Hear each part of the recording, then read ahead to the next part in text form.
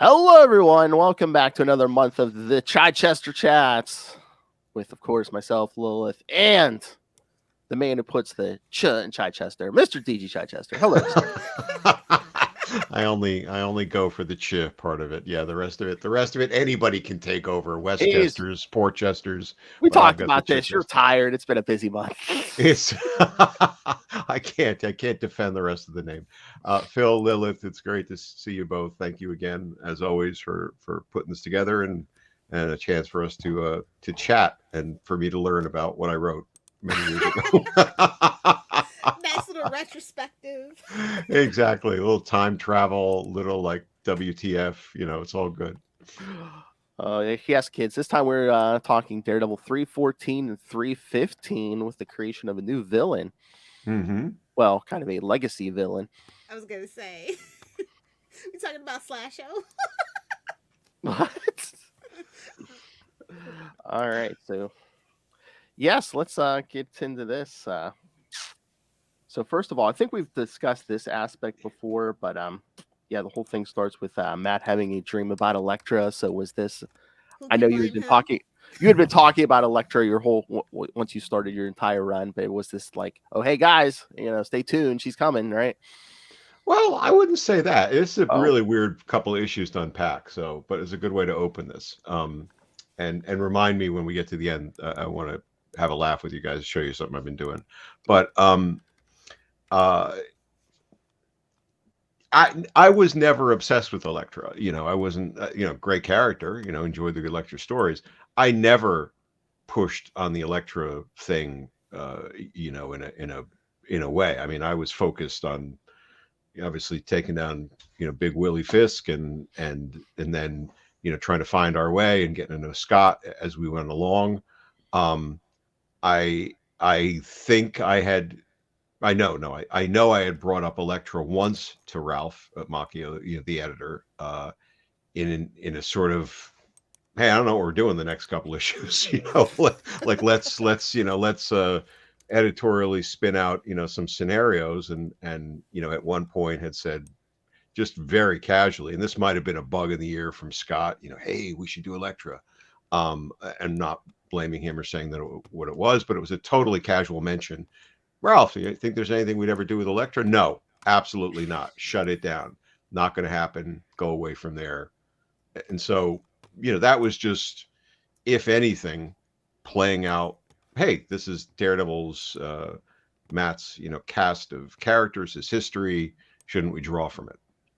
So it was Ralph who, as we were going through the genesis of Fall from Grace, and we had 1,000 pieces, to try to say, how does this go into one of those crazy puzzles that are all the same color, and and yet, and you don't even know how the pieces go together. Um, and we had lots of things, in motion. We wanted to use Venom, we wanted to use Hellspawn, we wanted to use this, we wanted to use that. Um, Ralph's the one who just casually then said, "Hey, do you guys think you'd work Elektra into this?" Which we were blown away by. I remember looking over at Scott. Even if he wasn't in the room, I sort of looked over at him. I can't remember if we were on the phone, but I think we were. I think we were in the office, and and just kind of, don't respond to this. Just roll with it, and say it was kind of like a, really, Ralph? Okay.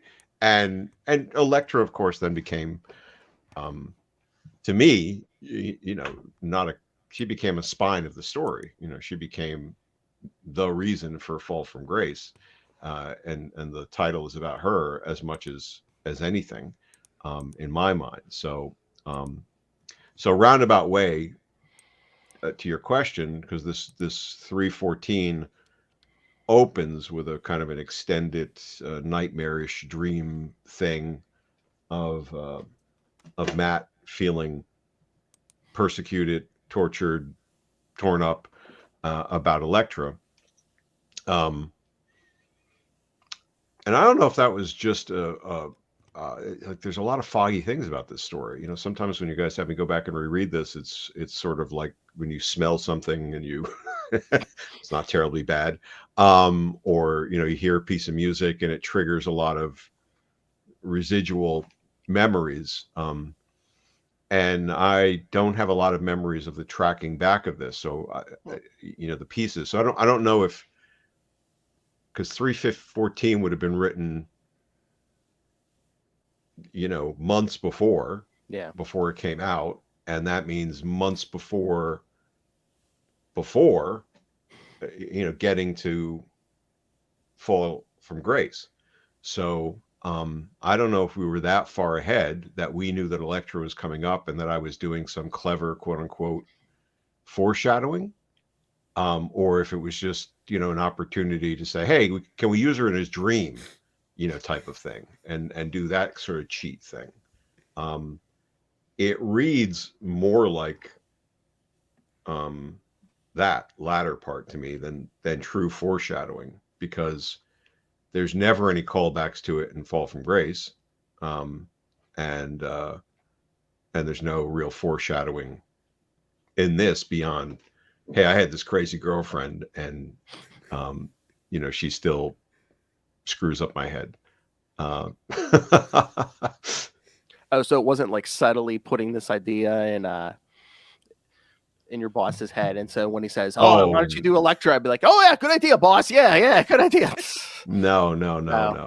I mean, there was anecdotally tact. Anecdotally, is that the right word? Yeah. There was a common known mutual agreement, that was out there between Ralph and Frank Miller, that Elektra would never come back.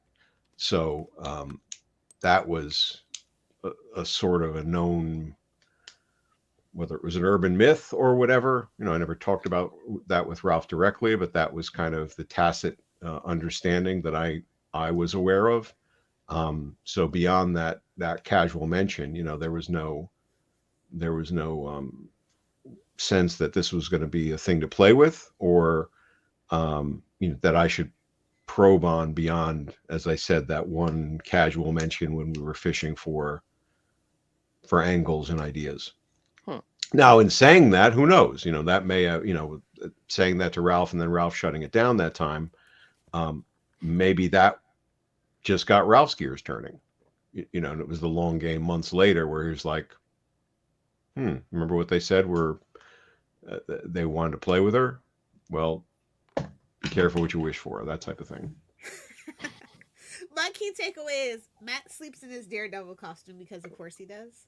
Well, no, he wakes up in his his boxers, I believe. It seems like he's sleeping in his Daredevil costume, which, going back, Lilith, oddly enough, because I didn't remember much about the story, as I went to reread it, it was like, that's weird. He's sleeping in his Daredevil costume. I feel like that's such a him thing to do, because I don't picture him doing laundry or.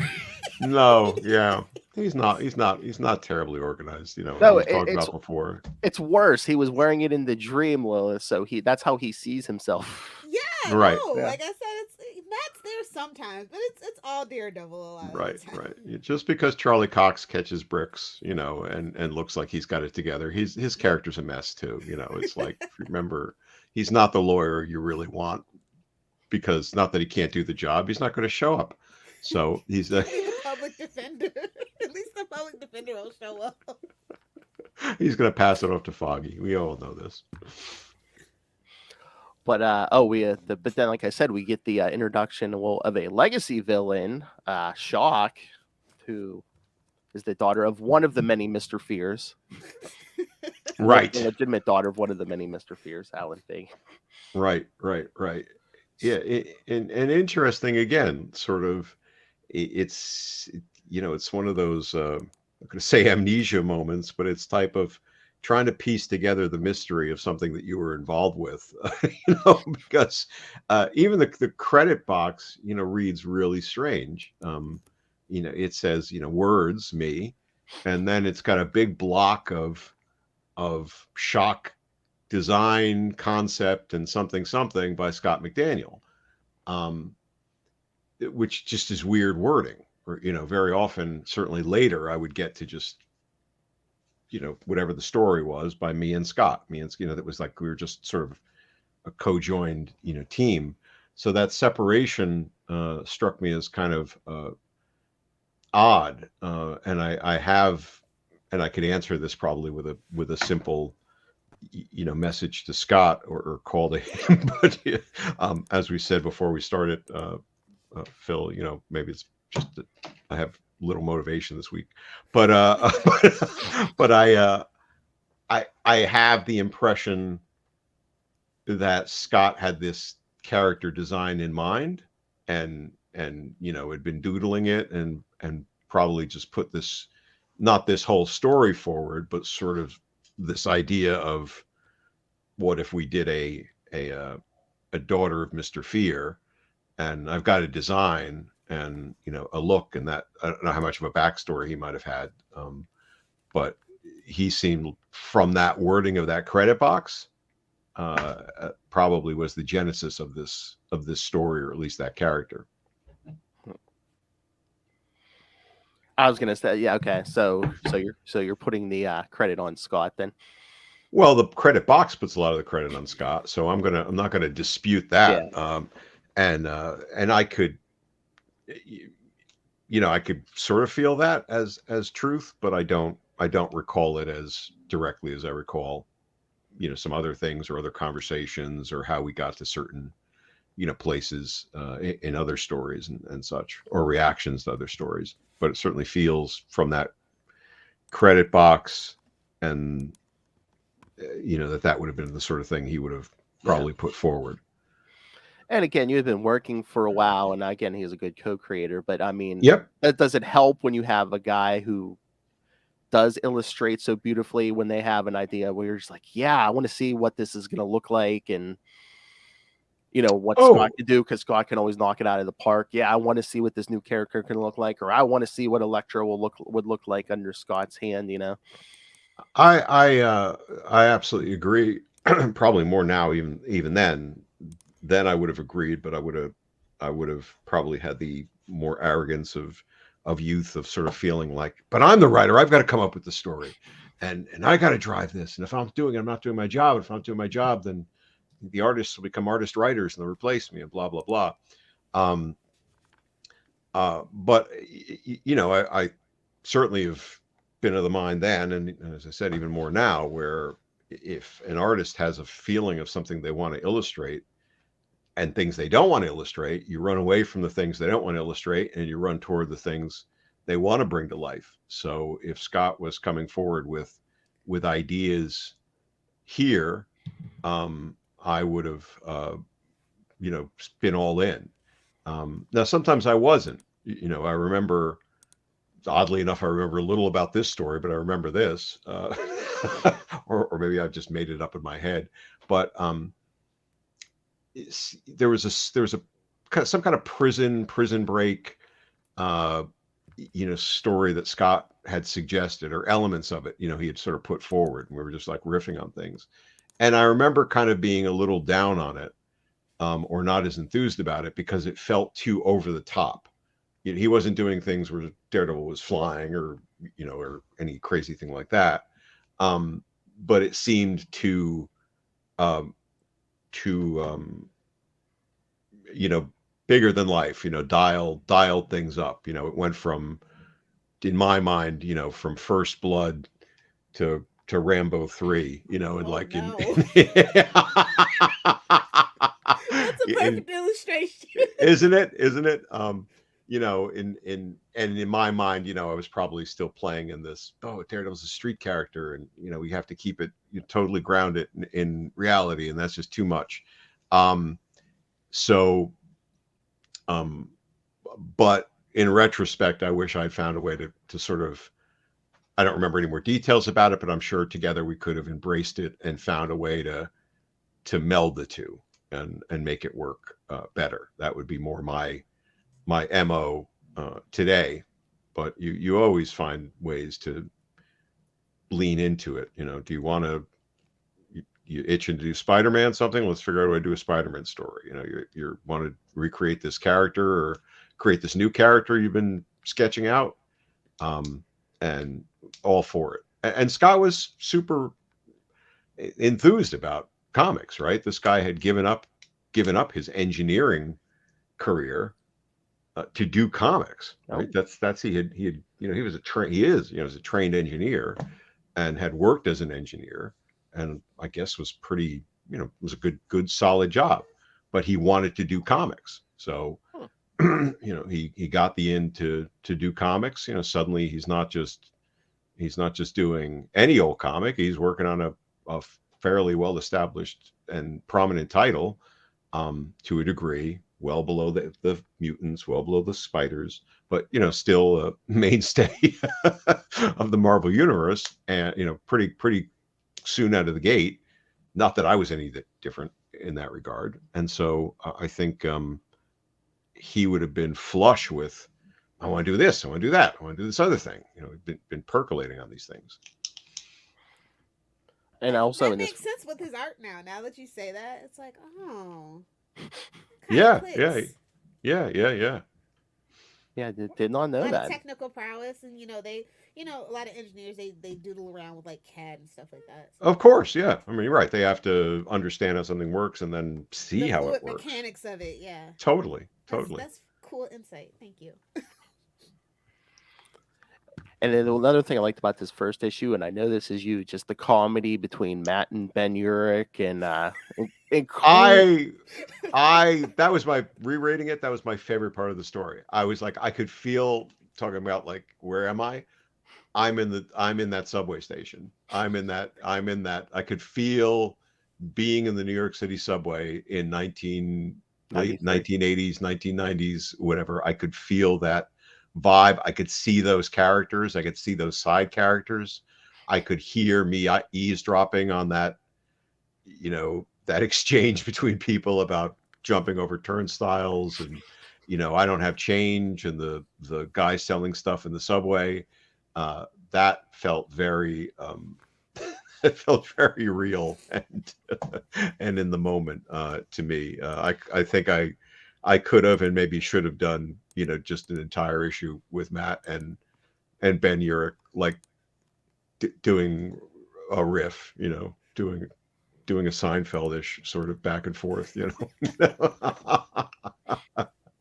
Thank you for calling that out. Oh yeah, that's one of my favorite parts, because anytime they interact anymore, I'm always like, man, where's the comedy that they used to have? The closeness, the comedy. Come on.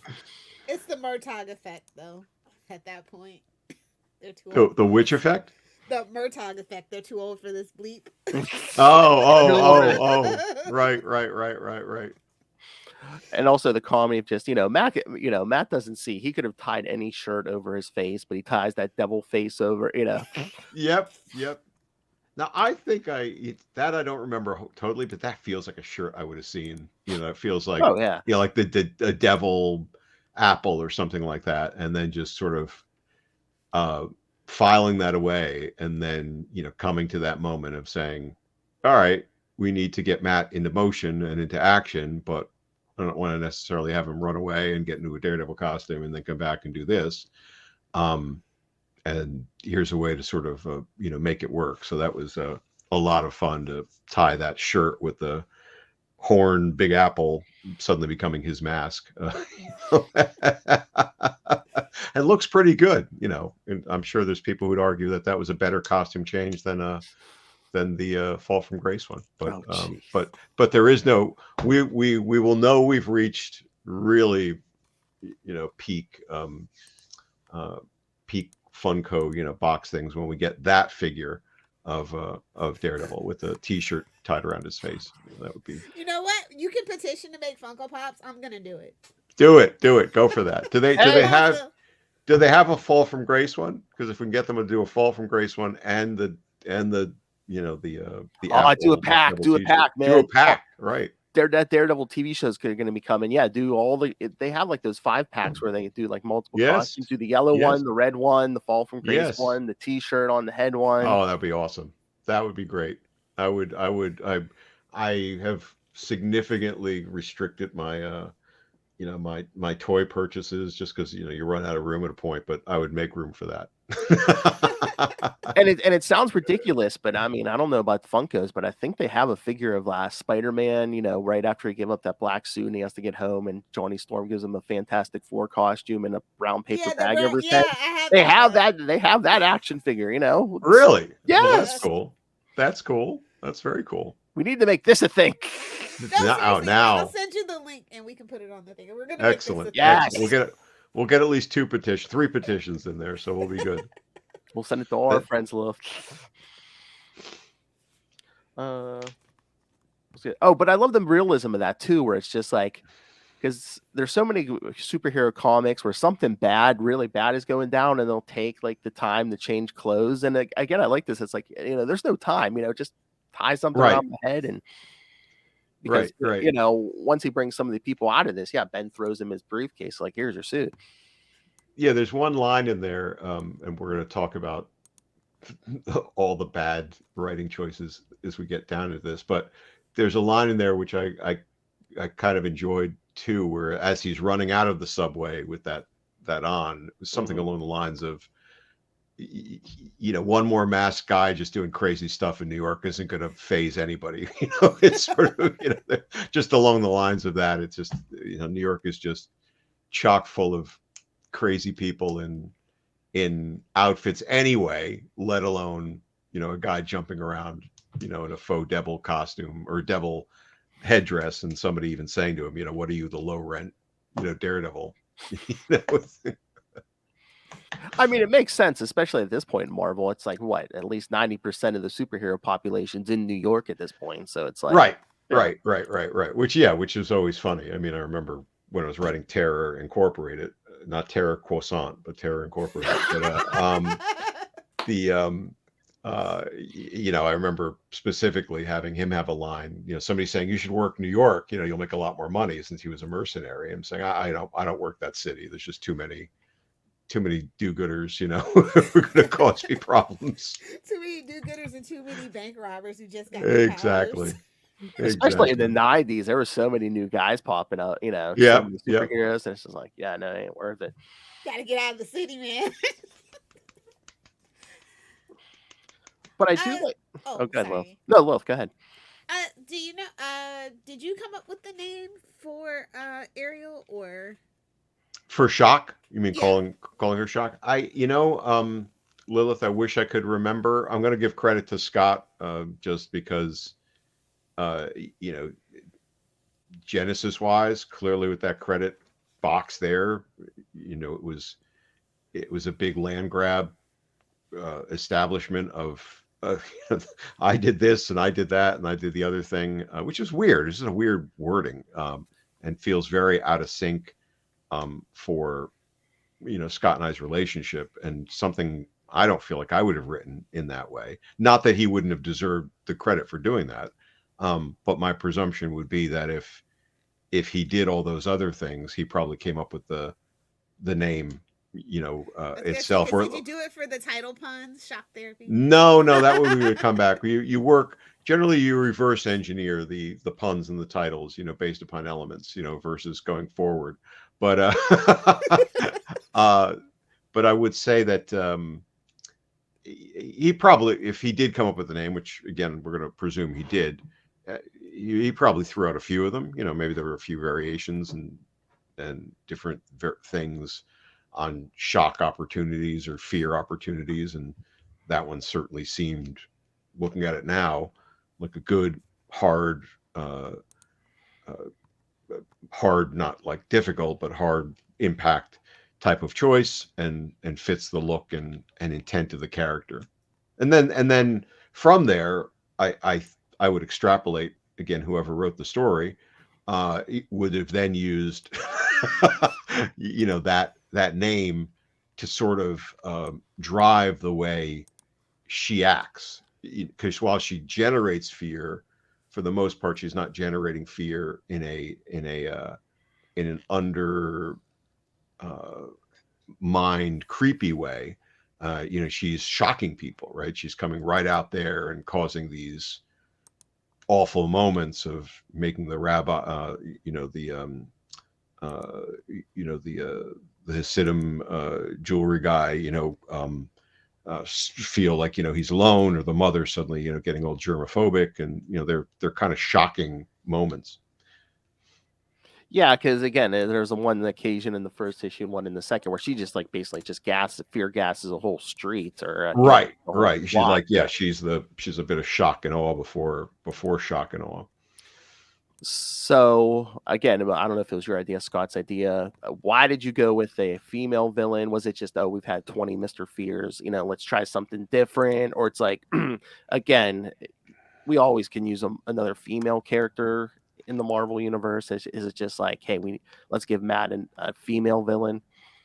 Yeah, I wish again I knew Phil, but I'm going to go back to the credit uh, thing we've established, and just say that Scott pulled this out, and he Yeah. had drawn or sketched or designed a female Mr. Fear, and probably one of many, many, many things he had in his sketchbook and his imagination, and pulled it out and was like, yeah, great, sounds terrific. And yes, that would have been a nice mix of diversity, and not that we were focused on that, but it would have felt good. It's a good looking character. I mean, she had ferocity and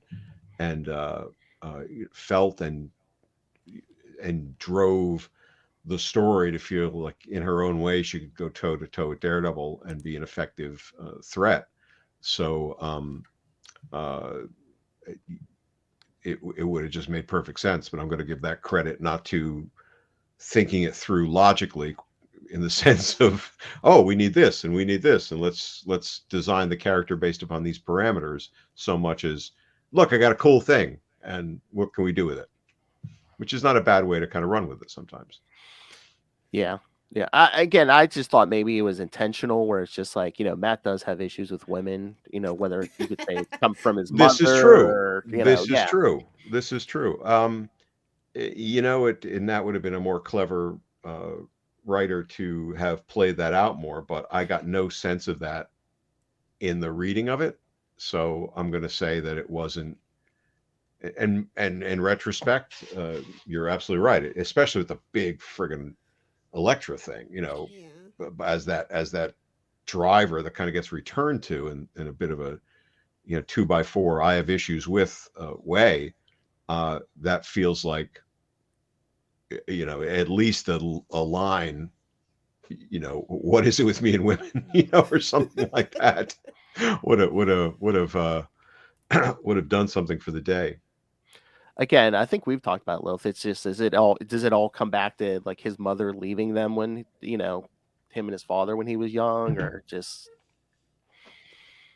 Who's to say? He's got so many issues. He's got mommy issues, daddy issues, foggy issues. Yeah, he's got a lot of issues. Let's be fair. Bad Catholic issues, yeah. Yeah, he's got a lot of issues, but which is part of what makes it great when Oh you yeah. when you write and Exactly. read the No, character. it's relatable. He's got so many issues, so it's Yeah, very and relatable. that's the heroics as much as uh, the physicality and the abilities is overcoming those issues, right? Focusing through the issues or using the issues as a driver to become something more. I'm hung up on my Catholic faith, but maybe I use that as something to pick me up, at the right place. I'm torn between my vigilantism and my lawyerly side, but maybe that friction becomes something that drives me, in different ways. So, but yeah, it does feel like that was a lost opportunity to maybe play that out. And reading this story now, there's elements of it uh, I I think could have played out differently to make it a better story. Well, I mean, it kind of makes sense though too that he would be different with her, just because it reminds me of the Surgeon General story and some of your other stories where it's just like he's very protective of the people of New York, and it's just like Mm-hmm. she's basically terrorizing the city. So it's just, Right. I think he gets past the whole way, oh, it's a woman thing, and it's just like, oh, this is degenerate person who just revels in the suffering of the citizens of New York. So yes, and again, Right. add in the fear gas, and yeah, he is a very angry man. Right, right. But she's in a ham-fisted way, not very elegantly done to some extent. She has her own issues, right? She's not Yes. just driven by, Yes, she got her you own know, mommy issues. right? Yeah, totally, Yeah, right. I'm not the, this isn't just she doesn't have a mustache, but mustache twirling, you know, I am the mistress of fear, I am the legacy of fear, New York bow down before me. She's trying to do things to care for her mother, her sickly mother, and finance that, and prove that she and her mother are better than the abandonment issues of the father. hmm So, Lilith, to your point about Matt's sense of does he feel his mother abandoned him? Was that overcome with the whole Maggie maybe thing? Um, or was that a place that once he made that connection uh, about her, about Shock, about Ariel, um, would there have been a line or a moment there, in the sense of the things that happen to us early in life, you know, have repercussions later on, sort of thing. That feels like that would have been a, not to try to make relatability between the characters, but draw draw that out some more, because he's not protective of her at the end. Certainly, Phil, thanks again for acknowledging what I was trying to do a lot of times, which was show that he's trying to protect people as much as hmm just battle evil. But he's kind of more sympathetic at the end to this woman has a lot of issues, and let's see if we can take care of them, to the the authorities that pick her up and such. Oh yeah, I mean, again, as I said, that's part of what I love about your run. And again, in this era, I mean, I saw a lot more of that. And I'm going to put you up on a pedestal with guys like JMD Mateus, Mark Grunwald, where like I saw it's like Thank you. comics can be more than, oh hey, I'm gonna punch this guy in the face. Thank you. That's a big pedestal. I'll I'll polish it, if not necessarily put myself totally on it. But those are two great examples, to me, of creators and writers, who I admired and continue to admire. Obviously, we still have Mark with us, and hmm Mark Dematis, and not Mark Grunwald, but I liked both of their work, bodies of work, and appreciated the nuance and extra value that they would bring to it, by focusing on character, especially Mark Dematis, who, um, I also had the chance to edit a little bit at Epic with one of his creator-owned series, and so, and he was an intimidating figure then, and I joke with him about it now. It's like, man, you would come into the office in your leather jacket and your black sunglasses, I wouldn't want to talk to you. But yeah, I've, even more so, you read his stuff now and you read his posts, and you get that sense of uh, intentional purpose to characters, which I would try to bring out in my own way. And I also love with this with Shock. I don't know again if whether it was you or Scott, but like just the twist of oh, it's not just another person putting on a skull mask. There's like actually a physical transformation here. Yeah, she took Yeah, some that was, extract, right? yeah, she was a little bit, yeah, little Mr. Hyde there, in a way, grisly to kind of get the extract, right, having Yeah. Oh yeah. prisoners run down her father and steal parts of his skin, Two which birds just for the price feels, of one. We'll yeah, say it's that on her just, dad's part.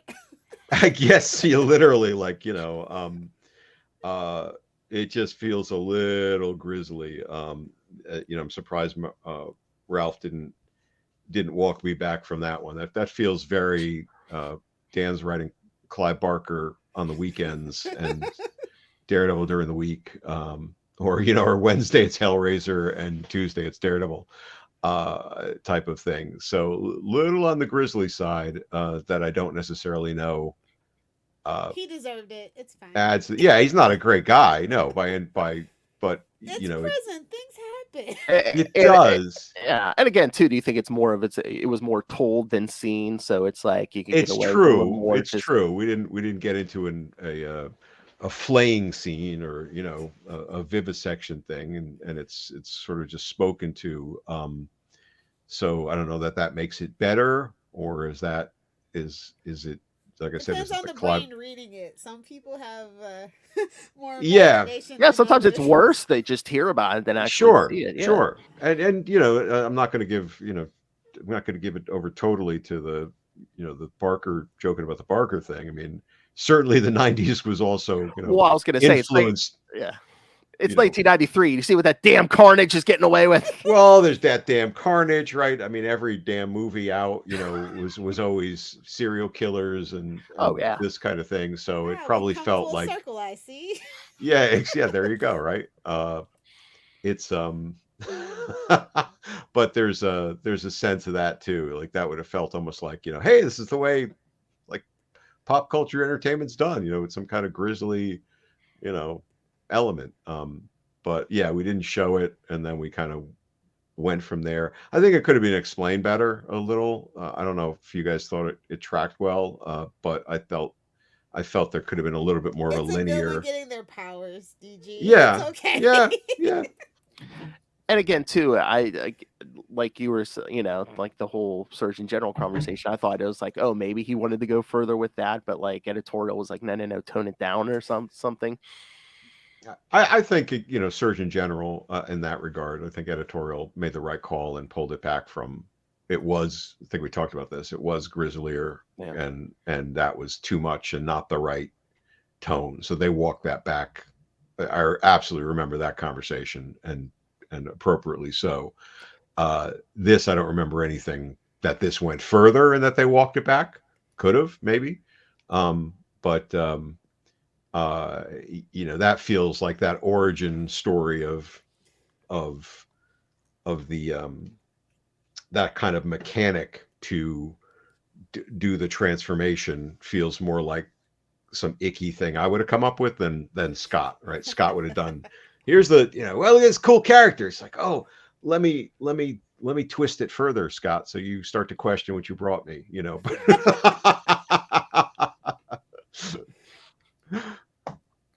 Were there ever those conversations where Scott's like, really, we're going here? Yeah, I mean, yeah, not regarding like that type of stuff, but as we got to the latter half of us working together, post Fall from Grace, and then going into the story that would become Tree of Knowledge, when I was trying to play out and maintain a presence for Karen, and having her become sort of like an anti-porn crusader, Mhm. because of what had happened in her background. And I was trying to kind of give her a reason to stick around and not just to, pine for Matt or show up. So I thought, hey, this is kind of a way that extends out some of the things we've seen with her and make her different. He wasn't really comfortable with that stuff. I know, he didn't jibe with that. And so I know we had talked about ways to make it work, but walk it back and not get, into strange territory that he wasn't comfortable with. But before that really became, not that it was going to become an issue, but before we sort of, played that out, then, we would go in different directions, and then Alan came and took over the book. So, Your buddy Alan, yes. I love Alan. Alan and I have a better understanding than ever, as we know. One day, can we talk Alan's story? What you thought about how he did? We didn't do that. We didn't No, cover no, Alan, no, right? no, no. We haven't I didn't gone know to if you, Alan. I didn't know Oh, if we you got to wanted to go to talk about Alan. your buddy Yeah, Alan. yeah, Okay, yeah, no, we'll talk your no, buddy Alan one day then. definitely Alan. No, I have, yeah, I like Alan's story a lot now. Now more than I thought I would. But speaking of, yeah, the end of this story, with basically Fagin just bandaged up in bed, swearing revenge. Like, if your run had continued, would we have gotten more of Shock and I don't know. Chichester Those Fear? prologues are weird, Phil. I have so many, just gaps in my. Not that it's always easy to pick up on stuff. What 30 years later or whatever. But um, I don't know what those prologues are setting up. Like I don't know where. I don't know that I did. I write them. Did they? Sometimes sometimes things get inserted after the fact, and I'm not Oh, okay. blaming editorial for that. There was an infamous one in Night Stalkers where it was around the time Superman died or something. So uh, somebody took a graveyard scene and threw Clark Kent's name on it, and on the grave, or Superman's name on it, and had Blade or somebody from Night Stalkers showing up saying respect or something like that, as a nod to the death of Superman. And I guess this got inserted into a lot of Marvel comics, and people would always tag me for not at conventions, because I haven't started to go back to conventions until recently. But people would say, "Hey, what was that? Really, really appreciated what you did with that." That scene, showing respect to Superman. It's like, what are you talking about? Because I hadn't even gone back and read it. Like I'd never seen the page, so I didn't know what they were talking about. So I'm not saying that editorial put those, and they say they're prologues. It's a weird thing because Yeah, they should be Yeah. they're at the end. epilogues, Yeah, Yeah, I was right? just like, wait. Right. Did I fail English class? Yeah, exactly. That doesn't feel like me to get something like that so totally wrong. I was so. Are they supposed to be saying, "Hey, this is a prologue to something that's going to happen"? Maybe, but yeah, that's a weird placement in the story. Um, so I'm not sure. Certainly throwing Fisk in there made sense. yeah, I was always wanting to do that and should have been doing more of that, of stringing Fisk along to sort of show what he's doing to reestablish a power base and build him up. That was always sort of a stumble of mine, that I didn't make as good on as I should have. But the setup of um, Mr. Fear and some kind of confrontation or whatever is going to come next, um, that would have that would have made sense. I just don't remember those. I don't remember why they're there.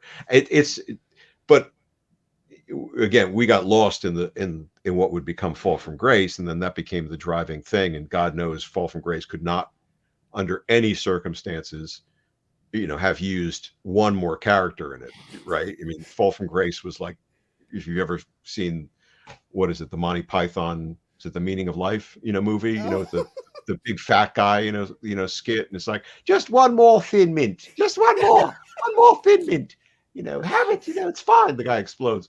That was Fall from Grace, right? One more element, and the whole thing would have exploded. Uh, but it's an interesting character, even with the flaws of the some of the flaws of the storytelling. So it kind of deserved a return, right? It sort of mhm, deserved, let's go back here, let's play her out some more, let's have more understanding of her and the powers and what she can and can't do. I'm not aware of anyone ever using it again. I don't know if they have, but it certainly feels like something I could have brought back into it. She could have fit really well, actually. I could have whispered in Alan's ear, and might have. She would have fit actually really well into the what would be titled the Wages of Sin story. That had, you know oh yeah, yeah, yeah. cruel and things, that had a feeling of menace and terror and terrorizing people, and that would have been a good balance of bringing back a character and then introducing a new character as well. But again, it was just the whole yeah, you didn't know what that the end was near. You didn't know Alan was they were gonna No, let Alan go too. no.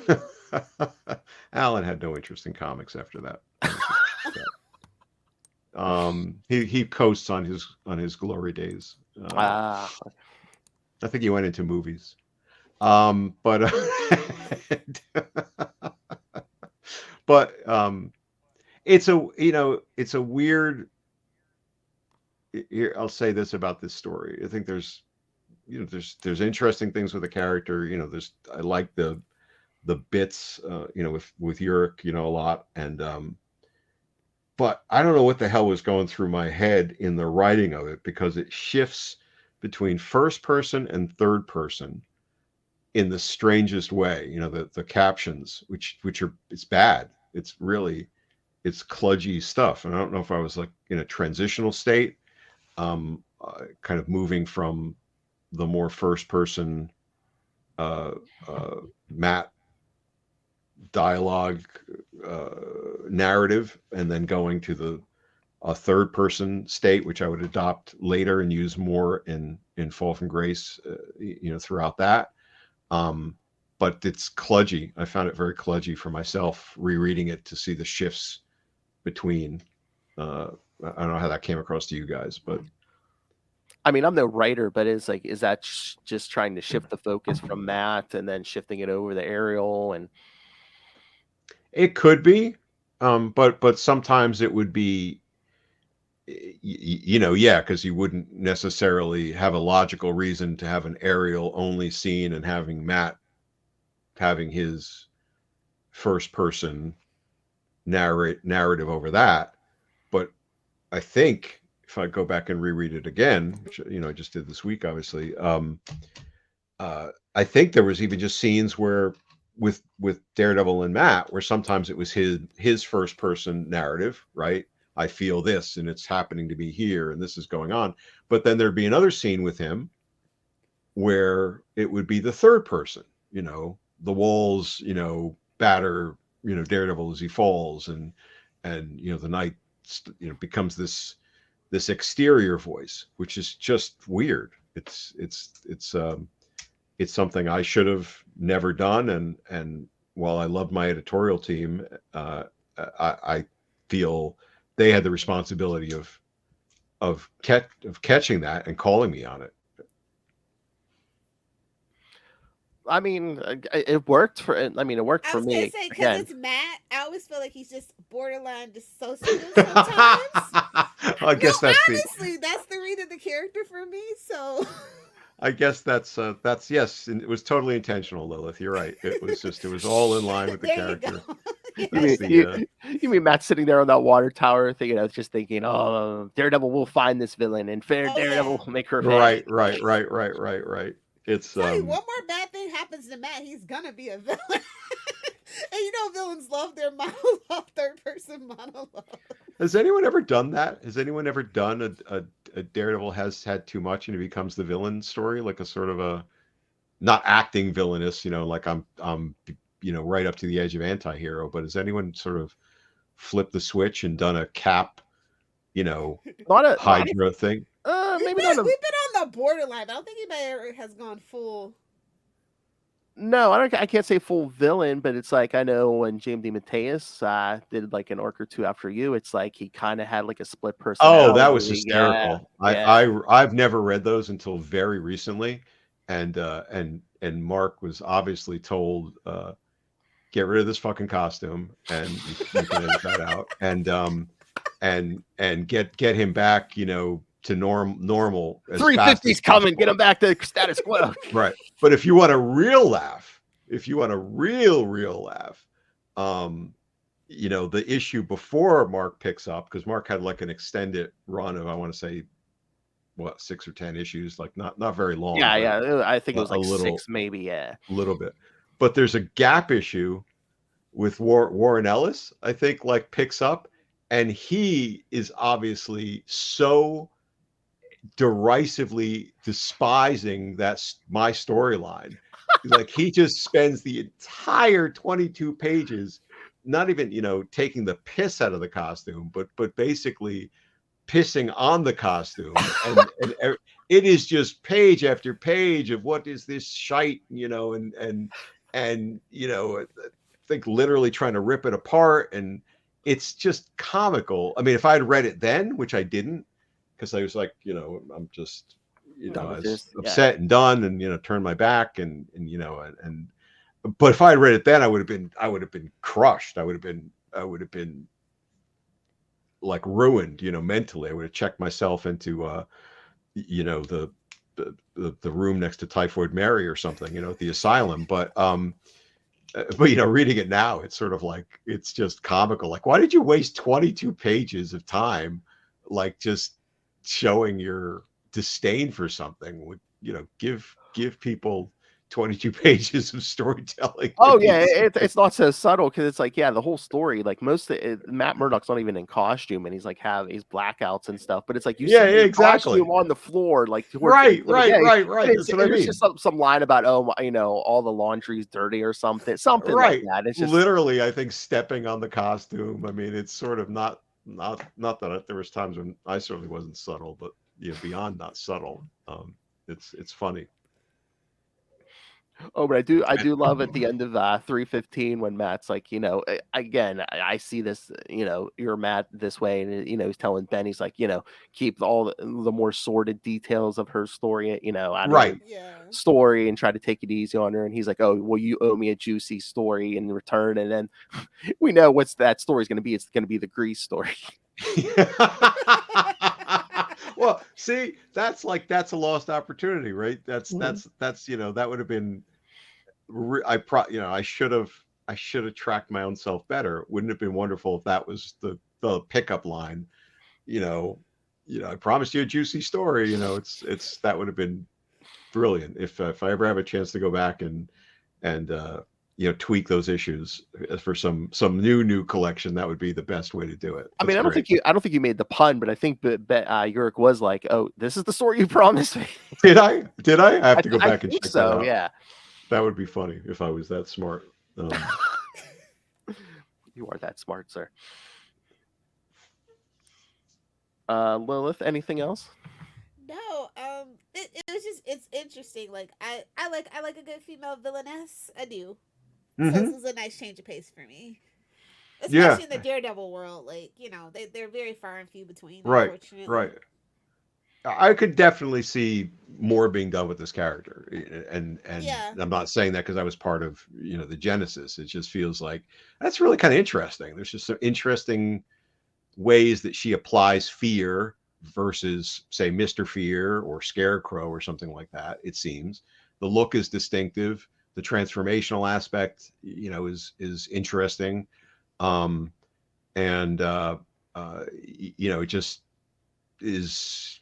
If I had an opportunity to kind of go back in time and make use of her again, I would have and should have. Just seems like that's a good place to do more with, and obviously you get the great countering of a man without fear and a fear based character.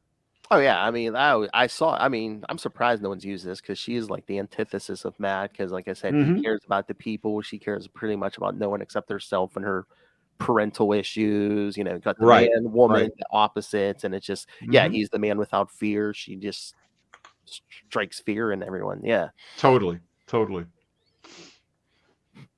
Oh, we were promised a good laugh, sir. Oh yeah. So Oh anyway, yes. so when writers go to conventions, so I go to, we'll talk about, I've gone to Terrificon in Connecticut, and actually there's a couple new ones I'm going to, which we'll talk about in a second.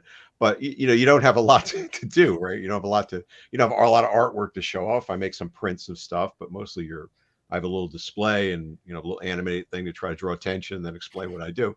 So I decided to make a prop.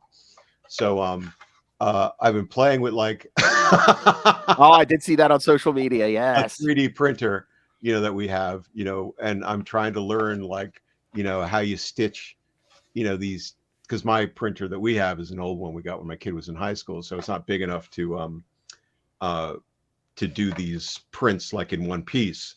So I've had to do this in multiple pieces and then figure out a way to sort of stitch it together and then smooth it out and see how far I could actually kind of take this as something to just like sit on the on the table and draw attention. I'm not doing cosplay, so don't take that from there. He's not But doing cosplay, guys. I'm Show not him. doing If you cosplay, see somebody in a Daredevil costume, even though tell it is him. sized to fit me. So but I will not be wearing that. But I am trying to finish it off. So it's kind of a fun learning experience.